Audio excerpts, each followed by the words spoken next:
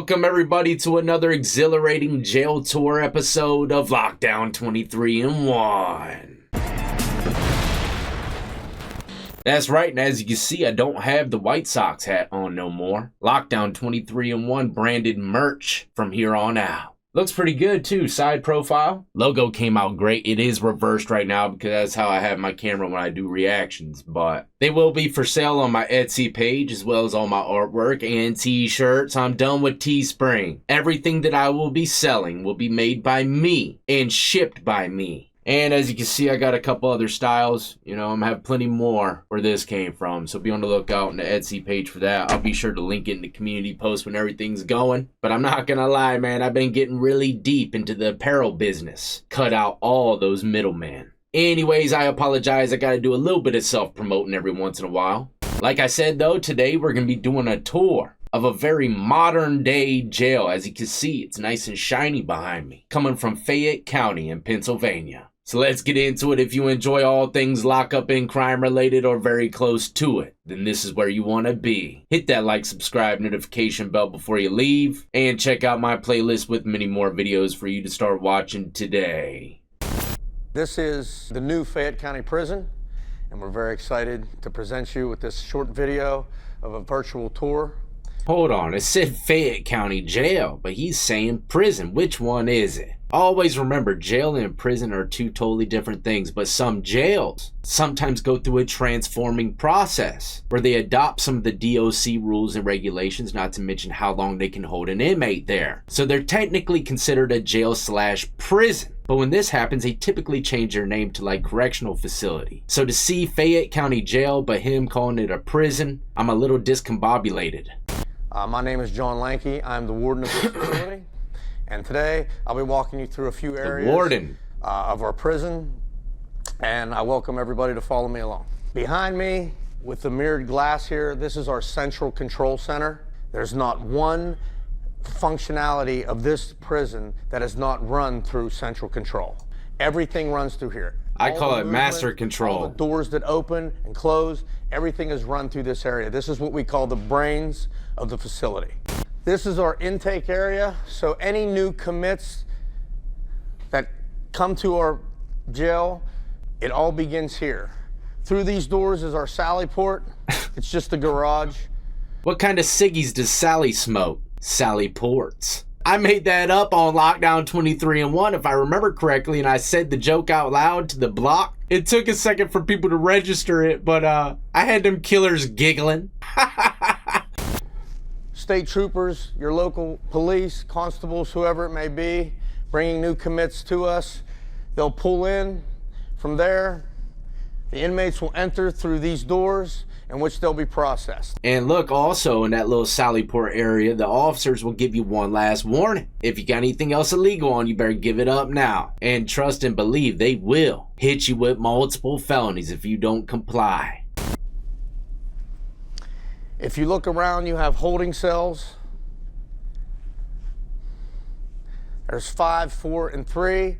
Those are all holding cells. This is kind of a small booking. You will also have 3 other holding cells here behind this glass. Oh, those are group cells. That is our body scanner in the back corner.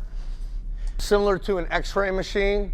So if anyone has ingested any contraband, if anything was within a body cavity of a new commit, you would run them through this body scanner. Anything like that, any foreign objects within the body cavity would be detected through x-ray. This room here is our padded Kevlar room.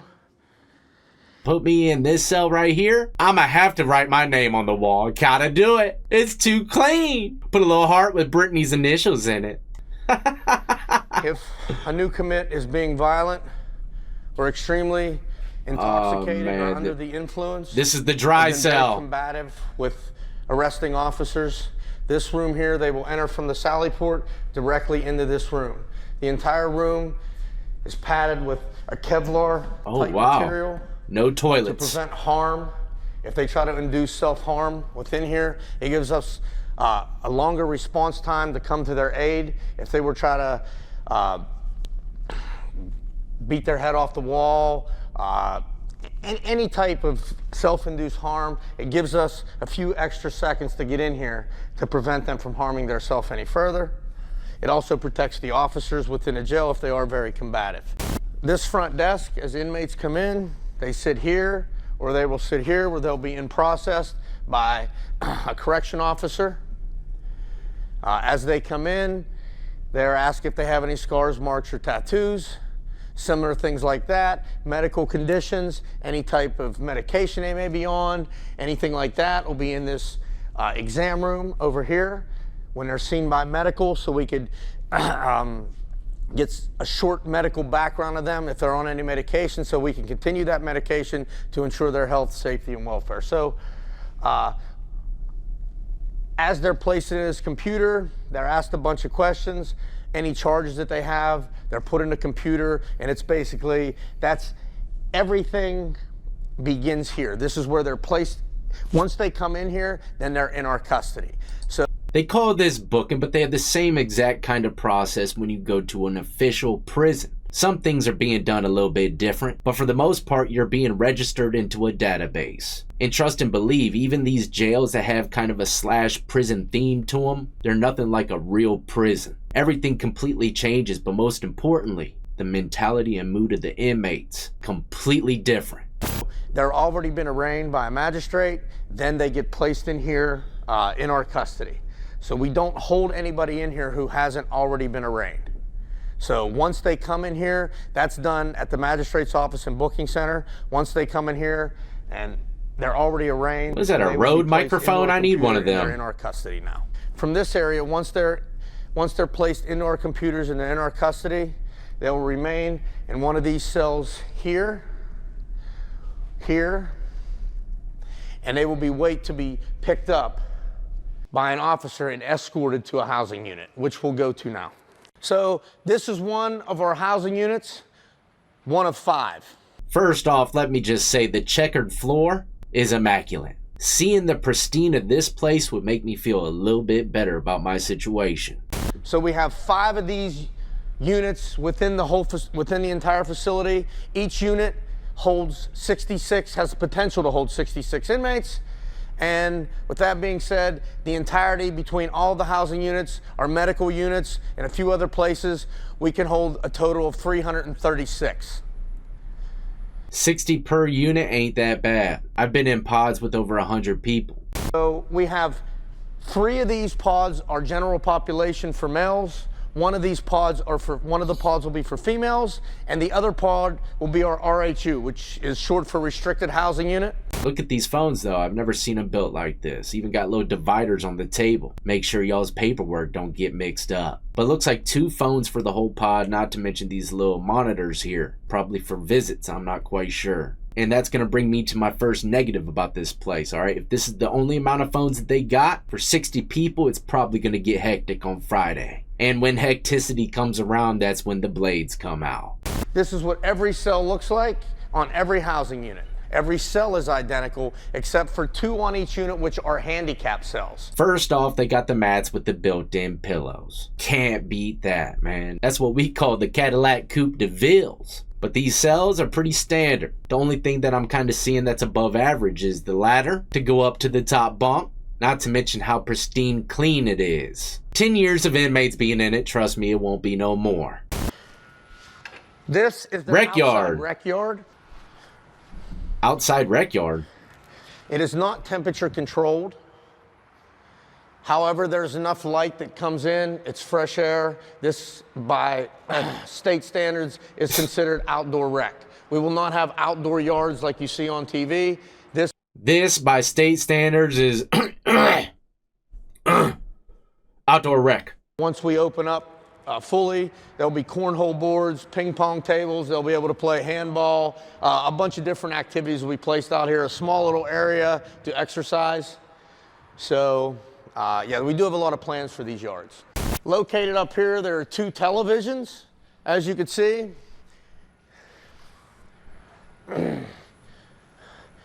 All right, let's take a look at these beautiful televisions. They're shining, ain't they? And look how they put the little mesh metal thing here to make sure inmates don't grab none of the wires or the back of the TV. But luckily for y'all, I'm here to give you the reality of it. That metal meshing ain't stopping nothing. If an inmate wants to get their hands behind that TV, it's gonna be simple. Second of all, them things are going to be gone very quick if you're to ask me. All it's going to take is for one angry inmate to get up behind that thing and dump water all over it. I've seen it at least 3 or 4 times. They're mad they can't watch something on TV, they'll break it. Or they're just mad in general, they'll break it. Or they're just crazy, they'll break it. And it's always the same way, a little water. But from this angle, man, it's going to be super easy for them to destroy it if they wanted to. So I can only imagine how long they're going to last. But it's nice. Looks good. Inmates will be permitted to come out a total of around 6 to 8 hours a day for recreation in the yard. They can come out and sit at the tables, watch TV, play cards. There's only 4 allowed to a table. There's no one allowed standing next to them, only 4 to a table. Everyone that comes out has to pick a seat, find a seat, and remain seated. Yeah, right. Everybody pick a seat and remain seated. Might as well stay in your fucking cell if you can't even walk around this beautiful checkerboard. If they choose to go out to the rec yard, they could do that as well. Over here, you'll see we have showers. Ooh, nice showers. A total of 5 regular showers and 1 handicap shower, equaling obviously 6 showers. So the one with the towel over it is the handicap shower. I don't see one with the towel over it. As you'll notice, it's open but not completely, everything isn't visible. This is to prevent any type of acts that would violate a policy. Yeah. This board up here, once we remove the plastic from this television up here is a central broadcast system that we had installed. So this broadcast system will notify all of the inmates as well as staff within the facility if there's any policy changes, any change of rules for the day, menu, what's on the menu for lunch, dinner, any type of change or any type of thing that's going on. Maybe there's some type of new movie coming on that we purchased for them. Whatever it may be, this lets them know what's going on. That cuts down a lot of questions that inmates may or may not have. It keeps everybody informed, including our staff members. Every officer that works on these pods, so if there's 66 inmates on here or 26 inmates or 6 inmates, that's irrelevant. We have 1 officer works each pod. Each officer is armed with a set of handcuffs, a radio, a set of keys, and a small can of OC, which is a type of mace gas. There's no weapons allowed within the facility, along with no cell phones. If you could imagine why we don't allow any weapons in here, if it's 1 versus 66, there's a good chance they're just going to remove the weapon from you and may have an opportunity to use it against you. Here you have the cameras that view every angle of the pod. So if I'm back here, I can watch all the cameras. Now this is like a mini master control for the pod. And I've been in cell blocks just like this. Maybe not with the surveillance cameras behind the desk, but there was a CO in there. But one day in that jail, the CO got attacked. CO's computer, all that shit was removed. That's all it's going to take is for one of them to get severely injured and the whole game will change. Even have cameras out in the rec yard. I also have this. Does nothing but mimic the unit, and this is how I would open doors from here. It's all touch screen. If I want to open a cell, I just hit the cell that I'd like to open, and it opens. Every door needs to be closed manually. So we can open them from here, but we can't close them from here. That's up to the officers that do rounds, and it's also up to each individual inmate to make sure when they exit their cell, their door's locked. This room here is a medical exam room. So when if you look in there, I don't know if you filmed it, but there's a medical exam table in there. Oh, wow. Also, meds will be distributed from this room. So inmates that get medication, the nurse will come onto the pod. She'll give the officer a list of who has medication, and will systematically have the inmates come down to take their meds. So if there's 10 people that would be taking meds, we will open maybe 2 or 3 cells, let out 3 or 4. They'll come get their meds. When they go in and they shut their doors, we'll let out another 3 or 4. It's a very controlled environment in here. Here you have a room which will be, as you can see, this is our e-video room.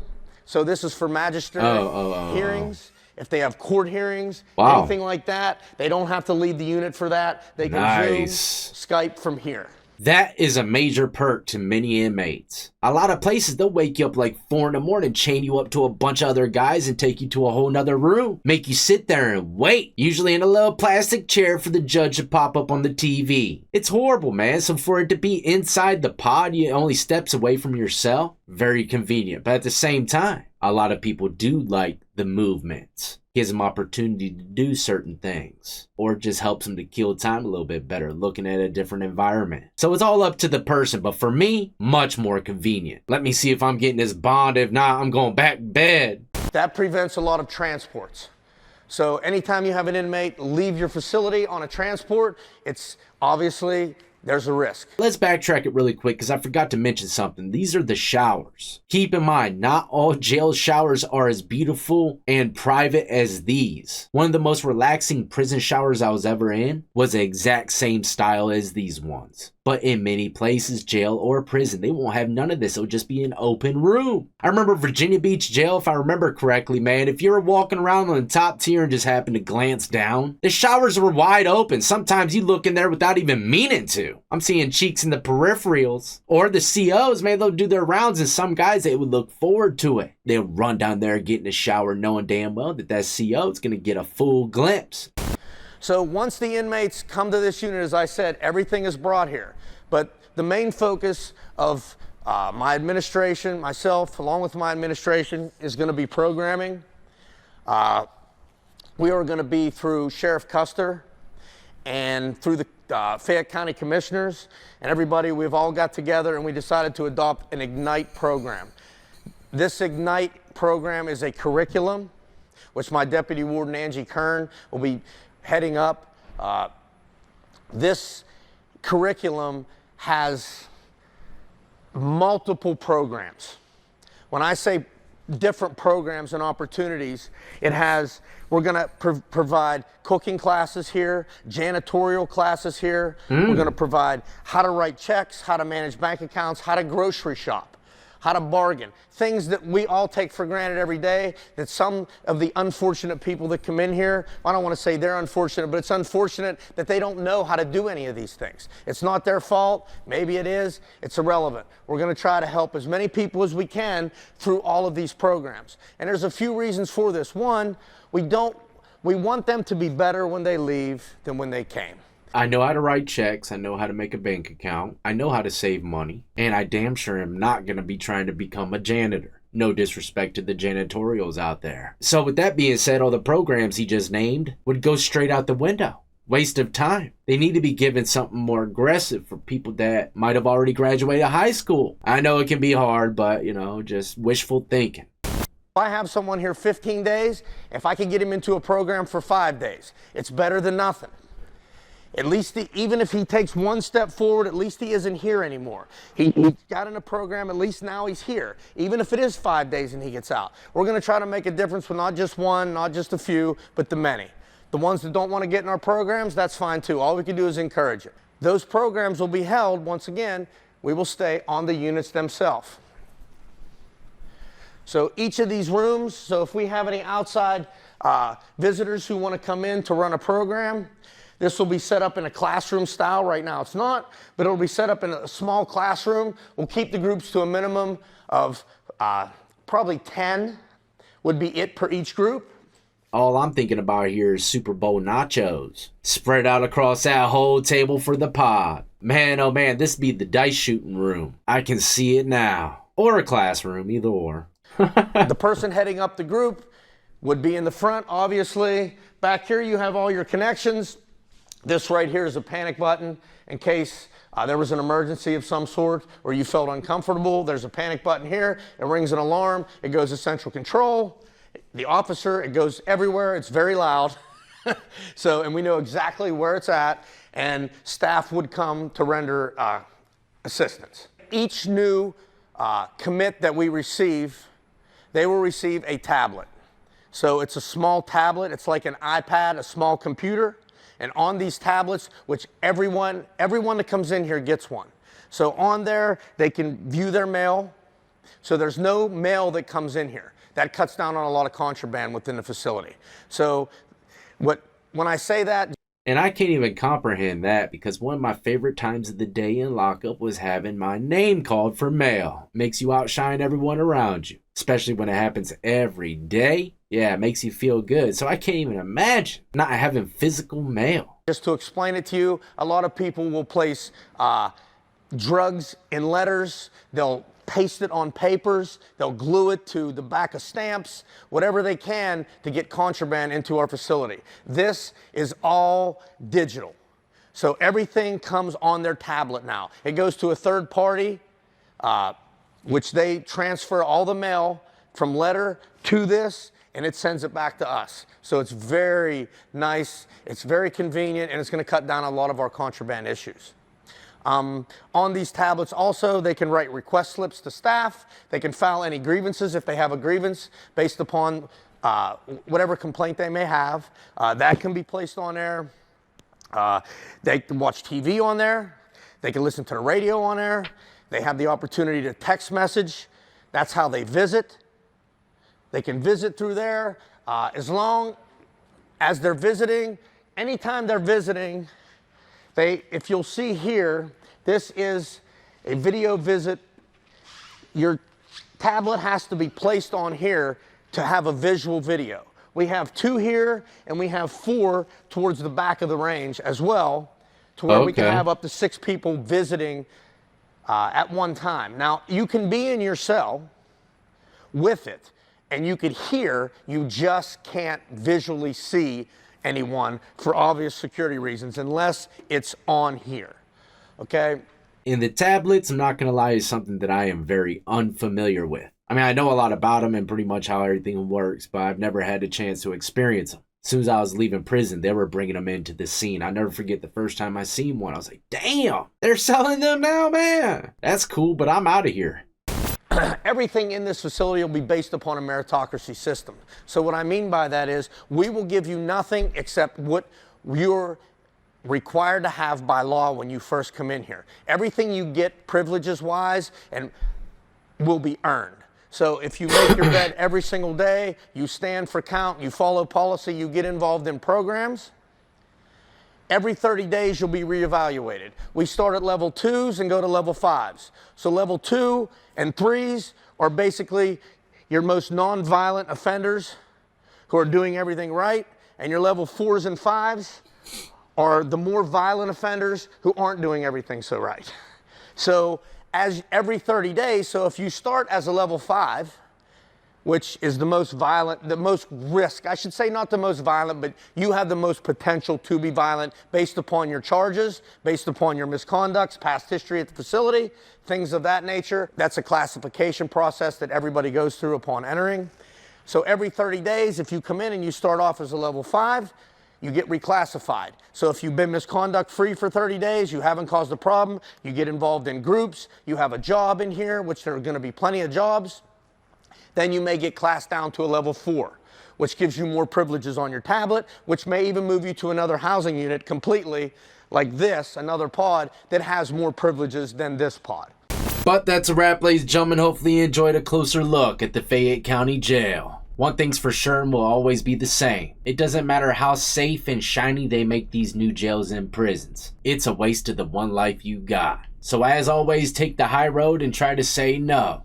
But stay tuned, I believe the next episode we are going into the courtroom once again. It's going to show an attorney get kind of aggressive with the judge after he sentences his client. I've never seen anything like this. So be on alert for that, and the only way to do that is by hitting that notification bell and setting it to all. Also, one last thing about this whole merchandise situation I've been talking about. Yes, they will all be on Etsy, but also I'm going to be expanding. Stuff that ain't related to Lockdown 23-1, just different crazy wild designs. They'll be there as well, so go ahead and share the link with your mom and grandma. Show them what you want for Christmas this year. Until the next time though, as always, y'all be easy, be safe, and more importantly than anything, stay free.